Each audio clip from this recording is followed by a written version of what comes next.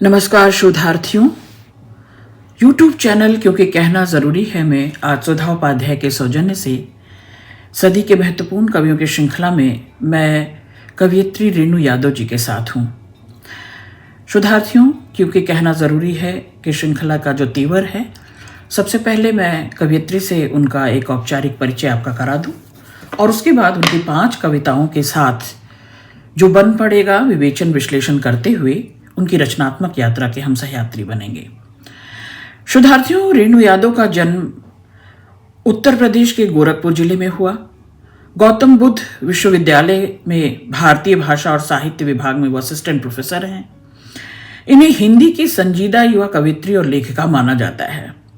ये हिंदी और भोजपुरी दोनों में लिखती हैं।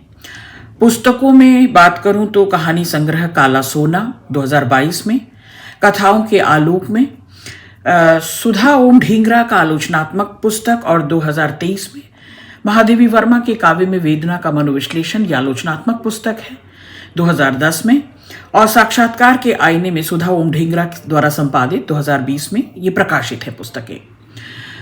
शोधार्थियों, कहानियों में कोप भवन, चक्रऊ राड, वसुधा, छोछक, टोनहिन, मुखाग्नि, दबे पांव आदि ये कहानियां इनकी सुप्रसिद्ध रहीं। और कविताओं में नमक, अस्तित्व, आम्रपाली, रास्ते पर प्रसव, ठुकराई हुई लड़कियां आदि। शोध पत्र में स्त्री विमर्श के आईने में राधा का प्रेम और अस्तित्व, पद्मावत और पूर्वराग, प्रवास में स्त्री विमर्श, टहल रहा है आदि चर्चित है। मासिक पत्रिका साहित्य नंदिनी में चर्चा के बहाने स्तंभ निरंतर इनका प्रकाशित होता रहा है तथा इसमें पहले कनाडा से निकलने वाली पत्रिका हिंदी चेतना में भी ओरियानी के नीचे नामक स्तंभ इनका प्रकाशित होता रहा है। स्त्री विमर्श पर केंद्रित कई कहानियां इन्होंने रची हैं। कविताएं, शोधात्मक आलेख विभिन्न पत्र पत्रिकाओं में प्रकाशित होते रहे हैं। इफ्को द्वारा इनको श्रीलाल शुक्ल स्मृति इफ्को युवा साहित्य सम्मान मिल चुका है 2024 में। बैखरी संस्था द्वारा काला सोना कहानी संग्रह के लिए गोवर्धन लाल चौमाल कहानी पुरस्कार इनको 2023 में मिल चुका है। सृजन सम्मान बहुआयामी सांस्कृतिक संस्था प्रमोद वर्मा स्मृति संस्थान रायपुर छत्तीसगढ़ में सृजनश्री सम्मान 2013 में मिल चुका है।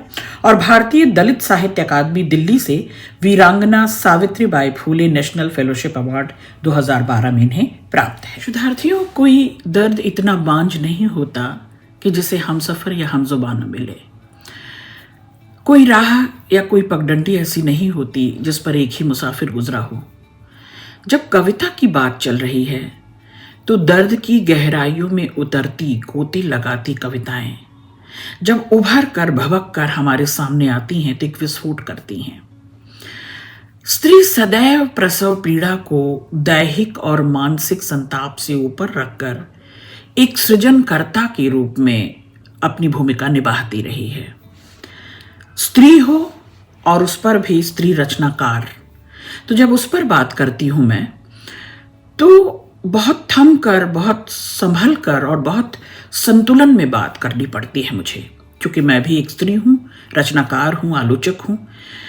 इस नाते मैं उस मानसिक संताप को, उस दैहिक पीड़ा को और उस आलोड़न को, आंदोलन को बखूबी महसूसती हूं, भीतर तक महसूसती हूं। तो अगर स्त्री रच रही है अपना प्रतिसंविधान, अगर स्त्री लड़ रही है वर्चस्व की लड़ाई, स्त्री सृजनकर्ता की भूमिका में है, तो ऐसे में उसकी बेचैनी, उसका आलोड़न, उसका आंदोलन दूना हो जाता है। इसे मैं सिद्ध करूंगी इन 5 कविताओं में, क्योंकि स्त्री रचनाकार एक साथ पालक पोषक दोनों की भूमिका निभा रही होती है।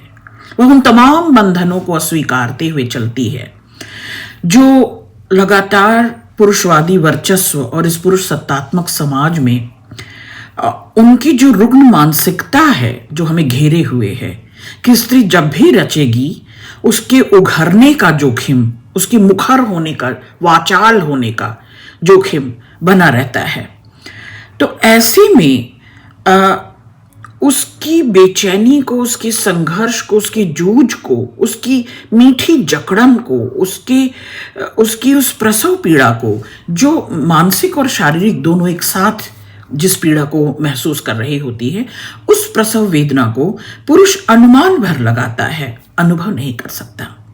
आज मैं रेणु यादव की 5 कविताओं के द्वारा कुछ बातचीत करती चलूंगी और वो 5 कविताओं का वाचन करूंगी और जितना बन पड़ेगा मुझसे अपने शोधार्थियों के लिए, दिल्ली विश्वविद्यालय के शोधार्थियों के लिए वाचन, विवेचन, विश्लेषण करती रहूंगी। मेरी पसंद की पहली कविता है तुम्हारा जाना। तुम्हारा जाना भी क्या जाना है, कुछ कुछ मुझ में रह जाना है, जैसे बची रह जाती है तूफान के गुजरने के बाद तहस नहस झोपड़ियां, पेड़ से टूटी हुई डालियां, बिखरे तिनके, सूखे पत्ते, उखड़ी जड़ें, कली कचनार की क्यारियां, जैसे ओले की थपेड़ों से टीसते घाव, आंसुओं के नुनछार से गालों का छरछराना, अचानक से बंद करते हुए दरवाजे से उंगलियों का पिस जाना, जैसे फसल की पराल, चूल्हे की बची राख, घर जलने के बाद धुआंता मन, जले कपूर के धब्बे, हवन की भभूत, चिता की अस्थि या छिटकी धूप में मुंह उचकाता चांद। स्मृतियां हैं, स्मृतियों का सैलाब है, अनुभवों की टीस है, अनुभवों का समृद्ध संग्रहालय है और इस अनुभवों और स्मृतियों के समृद्ध संग्रहालय में रेणु यादव चक्कर खा रही हैं।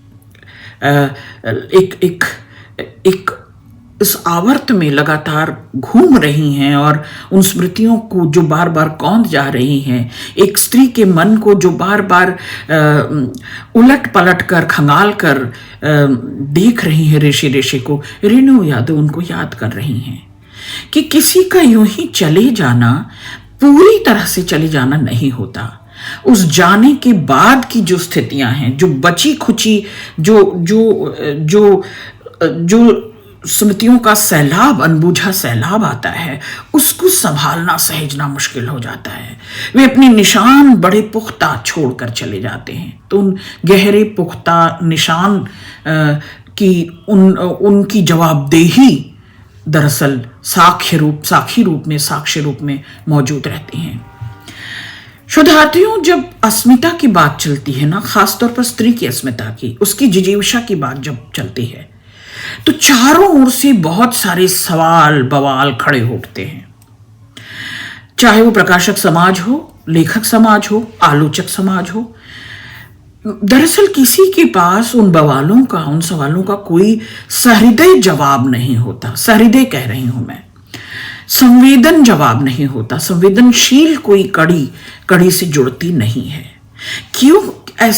क्या वजह है कि जब स्त्रियां अपनी अनुभूतियों को मुखर करती हैं, अपनी स्मृतियों को साझा करती हैं, अपने अनुभवों को जब आपसे साझा करती हैं, तो सारा समाज एक चुप्पी साध लेता है, एक मौन। सहृदय समाज से भी मेरी ये शिकायत है कि क्यों एक चुप्पी, एक मौन का सहारा ले लेते हैं आप? क्यों सदैव उस तंतु को, उस संवेदनशील तंतु को, बेहद भावुक, बेहद नाजुक क्षणों को, जो कमजोरी नहीं कहे जा सकते, जो संकोच नहीं है, जो झिझक नहीं है, बेहद भावुक क्षणों को क्यों उसको आप यूं ही बेवजह जाने देते हैं, उस पर चुप्पी साध लेते हैं? इतिहास गवाह है कि ये निर्मम समाज लगातार जब स्त्री की शक्ति को नकारता है, स्त्री की संवेदना को नकारता है, उसके प्रश्नों को नकारता है, उसकी बेचैनी को नकारता है, तो ये निर्मम समाज क्यों उसे कभी देवत्व के रूप में और कभी भोग्या के रूप में और कभी क्यों उसे आदि शक्ति स्वरूपा, शिव शव हैं शक्ति के बिना, ऐसे उपनामों से सजाता संवारता है और कहीं उसे दीनहीन अबला स्त्री के रूप में उसको एकदम अपने उससे अलग कर देता है, कमजोर मानता है, उसके मुखर होने को वाचाल मानता है, उच्छृंखल मानता है। तो मेरा तो यह मानना है कि स्त्रियां जब कलम उठाती होंगी, जब खुद को खोलने का मन बनाती होंगी, जब जब अपने भाव, विचार, अनुभव, संवेदना को साझा करना चाहती होंगी, तो सदियों से ये होता आ रहा है कि जो कुछ उनका ओढ़ा हुआ है, जो कुछ उनका पहना हुआ झिझक है, एक ओढ़ा पहना हुआ झिझक है जो हम सबके पास, जिसे हमने आदिम जमाने से अपना एक सुरक्षा कवच, एक कंफर्ट जोन बना रखा है, उसको ये सहृदय आलोचक समाज, ये प्रकाशक समाज उसे कमजोरी मानता है, उसे एक मुक्त स्वर, एक मुक्त कंठ, एक मुक्त भाव, मुक्त विचार स्वीकार नहीं करता। ये दुखद है। तो स्त्रियों के मुक्त कंठ को सराहा जाना चाहिए, उनके मुक्त भाव को, उनके अनुभवों को, उनकी सुधियों को, उस सैलाब को भी उतना ही उसी रूप में समादृत होना चाहिए। मेरा इस रेणु यादव की इन कविताओं के बहाने ये कहने का मन हुआ, इसलिए आपसे कहा, क्योंकि कभी कभी जब वह मुखर होती है तो एक अलग तरह का विमर्श चलने लगता है, उसे कई उपनामों से नवाजा जाता है और गंभीर प्रश्न, गंभीर इल्जाम उस पर लगाए जाते हैं और एक अलग ही तरह का विमर्श, एक अलग ही तरह का संघर्ष शुरू हो जाता है। क्यों स्थापित मान्यताएं डगमगाने लगती हैं? क्यों ये वर्चस्ववादी पुरुष समाज घबराने लगता है जब हम अपने को मुखर करती हैं, या अपनी संवेदना को, अपनी पीड़ा को, बेचैनी को, अपनी वेदना को जब भी हम आपसे साझा करती हैं, तो क्यों ऐसा होता है? तो इस सारे संघर्ष को दरअसल और कुछ नहीं, हमारी उपस्थिति हम दर्ज कराना चाहती हैं, हम हमारी रचनात्मक हस्तक्षेप को हम दर्ज कराना चाहती हैं, और यही रेणु यादव करती हैं।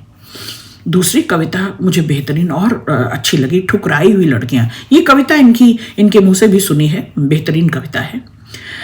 हंसते हुए बेवजह कुछ ज्यादा ही ठठा कर हंसा करती हैं, लाउड म्यूजिक में घुला देती हैं अपना अकेलापन, महफिलों में बढ़ चढ़ कर लेती हैं हिस्सा। सुबह सवेरे उठकर मैंने ये सब कर लिया, अरे सैया जी के साथ मैंने ब्रेकअप कर लिया। इसके साथ जमकर अपनी कमर को गोल गोल घुमाते हुए नचा देती हैं समस्त स्मृतियों को, कुछ ज्यादा ही दिखाई देने लगती हैं मॉल, थिएटर और गोष्ठियों में। याद करती हैं पुराने दोस्तों को, भूल जाती हैं पुरानी द्वेष को। किसी से मिलते समय हाहा कर मिलती हैं, जैसे टूटती हो नदी की बांध।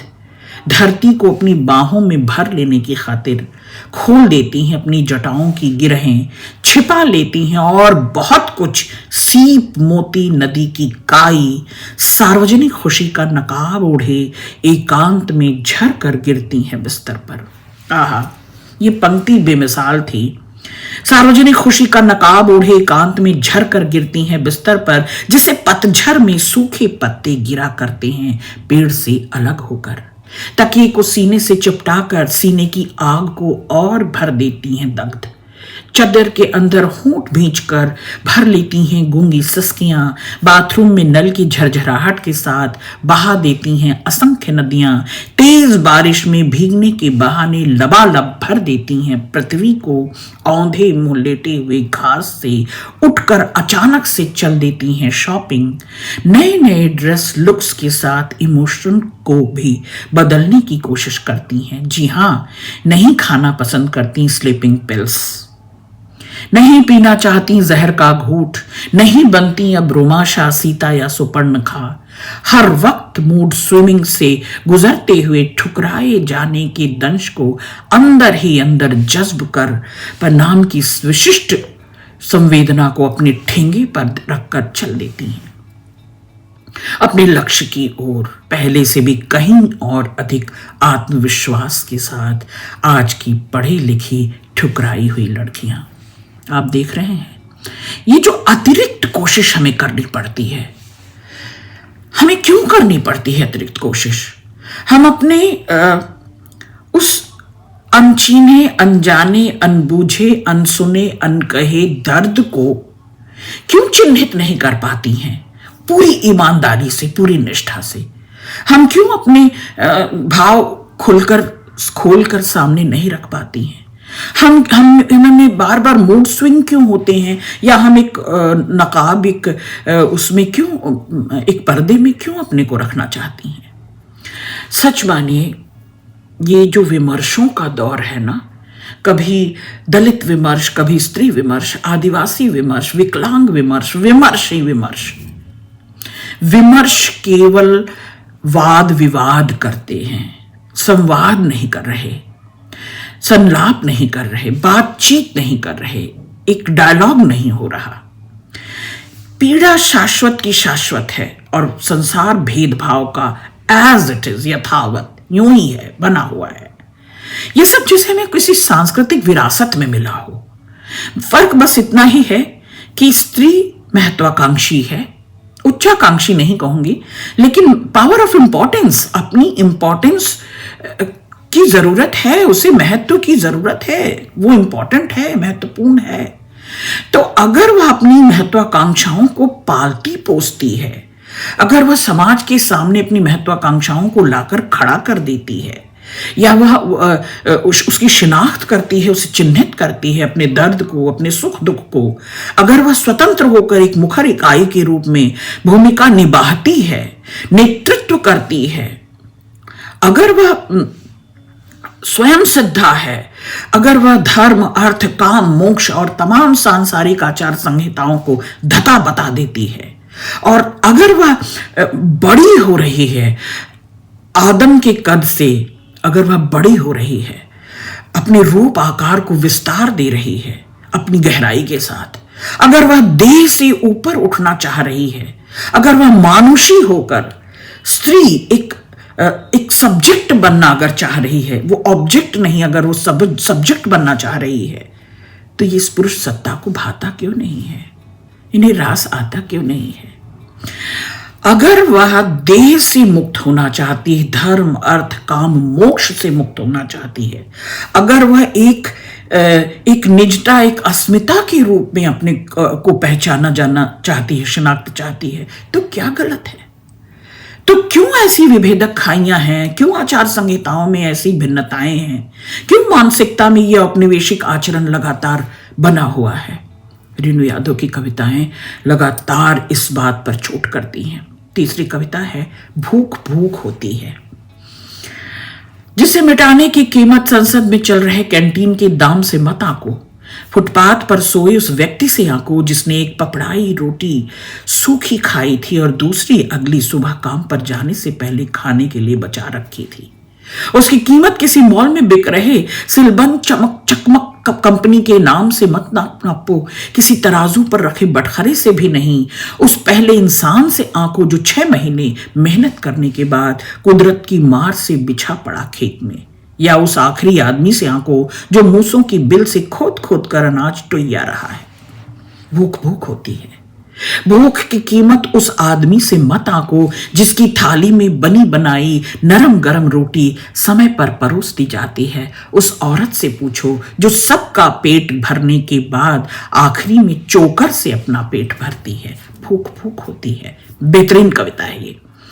भूख की कीमत उस गाय से मत आंको जिसकी पैर छूकर पहली रोटी समर्पित की जाती है। उन पालतू कुत्तों से भी नहीं जिसकी न्यूट्रिशन का ख्याल रखा जाता है। भूख की कीमत उस गाय से पूछो जिसने अपनी बछिया को दूध की बूंद बूंद के लिए तड़पते देखा है, या अनेक बछड़े जन्मने के बाद भी लावारिस बैठी है सड़क पर किसी मोटर के नीचे दब जाने की खातिर। या उस आवारा कुत्ते से पूछो जो बार बार दुत्कारे जाने के बाद थूक घोंट कर आंसू पीकर किसी खटपट की आवाज से छटपटाते हांफते हांफते दौड़े दौड़े भागाता है। आप देख रहे हैं, भूख एक शाश्वत सत्य है। अलग अलग तरह की भूख, अलग अलग तरह की साधन सुविधाएं। कविता मेरे लिए हमेशा से प्रतिरोध भी है और प्रतिशोध भी, और रेणु की कविताओं में भी मुझे लगातार एक प्रतिरोध और प्रतिशोध सुनाई देता है। ये हमारे लिए हथियार है कविता। आज के इस बेचैनी के, इस भेदभाव के युग में, इस संवेदनहीन युग में कविता है जो इन सारी व्यवस्था से, इस वर्चस्व से, इस रसूख से, इस गड़बड़ी से, इस भेदभाव से अकेले लड़ना चाहती है। ब्रह्मास्त्र की तरफ बदला लेना चाहती है। सब कुछ बदल देने पर उतारू है हमारी कविता। सहृदय समाज में बहुत सारे अनजाने ऐसे विषय हैं, ऐसे अनजाने दर्द हैं ऐसे दुस्साहसी स्वर हैं, ऐसे नवोन्मेषी स्वर हैं जो कहे और अनकहे के फर्क को जानते हैं, जो हर आरोप लेने के लिए तैयार बैठे हैं, जो दुस्साहस करते हैं, जीवन की विकट घड़ियों को पकड़ते हैं, जो भेदभाव को पकड़ते हैं और उस प्रतिरोध को दर्ज कराते हैं, अपना प्रतिशोध लेने की बार बार गुहार लगाते हैं। तो हम स्त्रियां जब रच रही होती हैं और जब ये भेदभाव देखती हैं तो ये इन प्रकारेण हम अब सामंजस्य से मुंह चुरा रही हैं। अब हमें सामंजस्य नहीं बिठाना है, अब हम असमर्थ नहीं हैं। अब अपनी हमारी सार्थकता यही है कि दुनिया के सामने हम व्यवहारिक होकर मुखर हो जाएं। हम सब्जेक्ट तभी बनेंगी जब हम नेपथ्य में रोना धोना बहुत हो चुका, अब फ्रंट में आकर अपनी लड़ाई लड़ेंगी, अपना प्रतिरोध दर्ज कराएंगी। और ये सर्जक स्त्री, चाहे रेणु हो चाहे और जो स्त्रियां रच रही हैं, इस निराशा की, अपमान की घड़ियों को विदा कर देना चाहती हैं हमेशा हमेशा के लिए, और आशा की किरण ढूंढ कर लाएंगी। कविताएं इनकी ब्रह्मास्त्र बनेंगी। शुभकामनाएं। अगली कविता है हथेलियां। ठिठुरती ठंड में नमधूप की छुअन, एक सूखा पत्ता कहीं खड़का, ओस की बूंदें ढुलक पड़ी धूप से, सर में तैरती पनडुब्बियां उड़ पड़ी एक साथ, और सूरज ने अंधुआए मुंह चूम लिया पृथ्वी के माथे को। ललाई उतर आई आसमान के गालों पर, ललाट से हृदय में उतरना कुछ क्षण का नहीं जीवन का होता है। बेहद घुप अंधेरे की तलछट में एक रोशनी मुस्कुराई, बरसों से दबी कहीं उलझे तारों को सुलझाने की तमाम कोशिशों में, जो नरम रुई के फाहे सा मासूम बच्चे को गहरी नींद में मुस्कुराते देख मुस्कुरा पड़ी मां की दुनिया। करीखई पतुकी के में थरथराते चावल के ऊपर नाचते दूध ने फुसफुसा कर माफी मांगी और हंसकर फफा पड़ा, ढक दिया पतुकी की करीखई को। पूजा पूर्ण हुई तवे पर फूली रोटी को देख आंखों में समाई गर्म एहसासों की भूख ने चूम लिया उधर के अधरों को। किसी आदि कवि की कविता फीकी पड़ गई। लिखना चाहती हूं हथेलियों को, पर वे हथेलियां किसी भाषा में अटती ही नहीं, किसी खांचे में बटती ही नहीं, किसी तारीख में पूरती नहीं। छोटे पड़ते सातों द्वीप और आठों दिशाओं का यौवन, उसकी हथेलियां सिर्फ हथेलियां नहीं थीं, पूरी की पूरी पृथ्वी थी। उनमें बहकते पलों को थाम लेने की ताकत थी। बेहतरीन कविता। हथेलियां ये मानवीय संवेदना है, ये प्रकृति है, ये प्राकृतिक मानवीय संवेदना है। स्त्री अपने भीतर और बाहर पूरी दोनों प्रकृति पर में झांकती है और प्रतिक्रिया करती है, तो कविता फूट पड़ती है। किसी स्थिति में नहीं, किसी वाक्य में नहीं, किसी व्यवहार में नहीं, किसी मनोभूमि में नहीं, वो लगातार सबकी पीड़ाओं को बटोरकर बूंद बूंद से सागर बनाने की कुवत रखती है स्त्रियां। और हर उन पलों में जो हथेलियों का उपमान खींचा है, एक बिंब खींचा है जो रेणु ने, ममत्व से भरी स्नेह कांक्षणी स्त्रियां हैं। ये यातना को भी रचनात्मक बना लेती हैं और अनायास ऐसी कविताएं फूट जाती हैं। मुझे चांद मत कहो, मुझे चांद मत कहो, अगर कहना ही है चांद तो देखो उसकी ऊबड़ खाबड़ जमीन को और मेरी फटी बिवाइयों को, वर्षों से पड़ी चेहरे पर झुर्रियों को, घिसी रेखाओं में समाई कालिख को और भागते हांफते जीवन को। कहो उसकी ऊर्जा की कहानी, जहां कदम रखकर भी नहीं रख पाते, उसे देखते ही समुंदर में फूट पड़ते हैं ज्वार भाटे। और मेरे अंदर की ज्वार भाटों का सदियों से सुलगते रहना और तुम्हारी पहुंच से दूर होना, उसकी घटती बढ़ती कला में जुड़ती छूटती उम्मीदें, उसकी जागने सोने की रहस्यमयता से टूटती है नींदें, और मेरी उन नींदों का भी कभी पूरा न हो पाना। तुम उन सब गुणों को छोड़कर दाग विहीन चमकती चमक और दूर खड़े दुधिया चांद को चांद कहते हो। यदि तुम्हें चमकती चमक और दुधिया चांद को ही कहना है चांद, तो सच कहती हूं, मुझे चांद मत कहो, मुझे चांद मत कहो। कैसा मुश्किल समय है। मुझे मुक्तिबोध का वो ये उपमान मैले पड़ गए हैं, देवता इन प्रतीकों के कर गए हैं कूच। चांद का मुटेढ़ा, ये क्या है? ये अनुभवों को तरतीब देने का एक साक्षात विचार है। ये कहीं अपनों की कलई न खोल दे, कहीं तमाम उपमानों और प्रतीकों के नए मायने न मिलने लगें। मेरा अपना भी यही मानना है कि स्त्रियां जो जमीन तैयार कर रही हैं सर्जना की, जो राह स्वयं के लिए चुन रही हैं, जो निर्णय अपने जोखिम पर उठा रही हैं और जो महत्व की आकांक्षा अपने भीतर संजोए हुए हैं, उसका अब प्रतिफलन होना ही चाहिए। अब उसे एक नया संविधान रचना ही चाहिए। शुभकामनाएं रेणु।